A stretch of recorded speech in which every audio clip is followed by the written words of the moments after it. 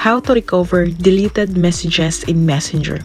Recovering deleted messages in Messenger depends on the specific circumstances and platform you are using. Here are some general methods you can try. Number 1. Check the archive folder. Messenger has an archive feature that allows you to hide conversation without deleting them. To access the archive folder, open Messenger and go to the main chat screen, then tap the search bar at the top and type the name of the person or conversation you want to recover. If the conversation appears in the search result, tap it to view the messages. Number 2. Search within Messenger. Messenger has a search function that can help you find the specific messages or conversation. Open Messenger and tap the search bar at the top. Enter keywords or the name of the person you were chatting with to search for the relevant messages.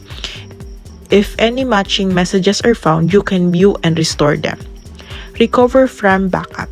If you have previously backed up your device using a service like iCloud for iOS or Google Drive for Android, you may be able to restore deleted Messenger messages from the backup.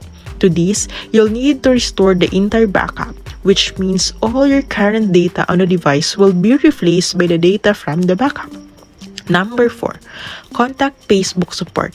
If the above methods don't work or you need assistance, you can reach out to Facebook support. They may be able to help you recover deleted Messenger messages, although there's no guarantee. Visit the Facebook Help Center and follow the appropriate steps to contact their support team. Please note that recovering deleted messages is not always possible, especially if you haven't taken any backups or if the messages have been permanently deleted.